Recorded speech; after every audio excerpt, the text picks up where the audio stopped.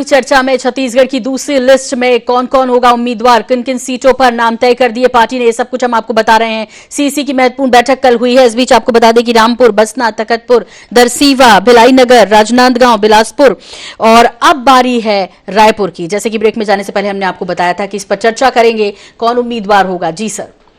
तो रायपुर बड़ी महत्वपूर्ण जगह है, बड़े बड़े दिग्गज यहां से चुनाव लड़ते हैं, प्रदेश की राजधानी है और सबसे बड़े करिश्माई नेता के तौर पर तो यहां बृजमोहन अग्रवाल हैं, जो 1990 से लगातार चुनाव जीतते हुए आ रहे हैं। चाहे किसी भी पार्टी की सरकार प्रदेश में आए, बृजमोहन अग्रवाल अपनी सीट को जीत पाने में कामयाब रहते हैं। पर इसके बावजूद भी बृजमोहन अग्रवाल को हम उस मुकाम पर नहीं देखते हैं जो उनकी वरिष्ठता के मद्देनजर दिखना चाहिए। बृजमोहन अग्रवाल इतनी बार के विधायक होने के बावजूद भी वर्तमान संदर्भ में सम्मानित विधायक के तौर पर हैं, इसलिए उनके भविष्य को लेकर भी कयासबाजी का दौर जारी था कि भाई पार्टी की मंशा क्या है, पार्टी की नीयत क्या है, पार्टी की रीति नीति उनके संदर्भ में क्या है।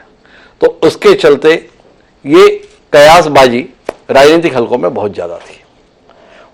पर भारतीय जनता पार्टी ने अपनी पार्टी के इस दिग्गज राजनेता के विधायक बनने के संदर्भ में कम से कम कोई अवरोध न डालने का फैसला किया है और रायपुर दक्षिण विधानसभा क्षेत्र से एक बार फिर बृजमोहन अग्रवाल को ही प्रत्याशी बनाने का फैसला भारतीय जनता पार्टी के द्वारा ले लिया गया है। जो सूची जारी होगी उस सूची के अंतर्गत रायपुर दक्षिण विधानसभा क्षेत्र से बृजमोहन अग्रवाल एक बार फिर भारतीय जनता पार्टी के बैनर तले मैदान में उतारे जाएंगे। तो बृजमोहन अग्रवाल जो 1990 से लगातार पार्टी और जनता का विश्वास जीत पाने में कामयाब रहे विधायक के संदर्भ में, उससे बड़ी भूमिका के संदर्भ में मंत्री तक के लिए तो पार्टी तैयार रही, पर उससे इतर भूमिका देने के संदर्भ में पार्टी ने कहीं ना कहीं अपने हाथ को रोक के रखा है।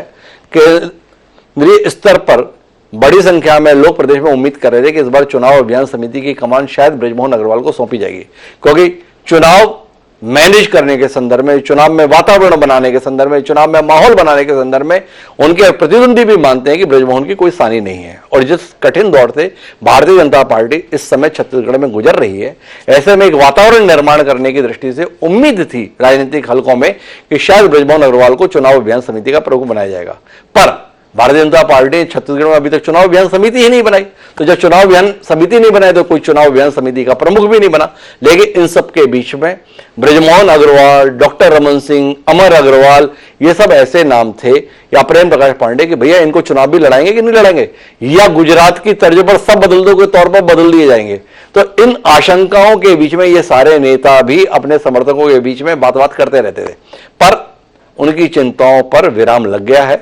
भारतीय जनता पार्टी ने कल रात 10:30 बजे से लेकर जो रात 11:30 बजे तक प्रधानमंत्री नरेंद्र मोदी, अमित शाह, राजनाथ सिंह और जेपी नड्डा की मौजूदगी में जो बैठक की, उसमें इन सारे नेताओं को मैदान में उतारने का फैसला किया और उसी के तहत बृजमोहन अग्रवाल, जो पिछली बार भी चुनाव जीतने में कामयाब रहे, पार्टी के खिलाफ लहर के दौर में, उन्हें एक बार फिर मैदान में उतारने का फैसला लिया है। तो ये एक बड़ा ऐलान जो भारतीय जनता पार्टी करेगी कि बृजमोहन अग्रवाल रायपुर दक्षिण विधानसभा क्षेत्र से उम्मीदवार के तौर पर फिर उतारे जाएंगे।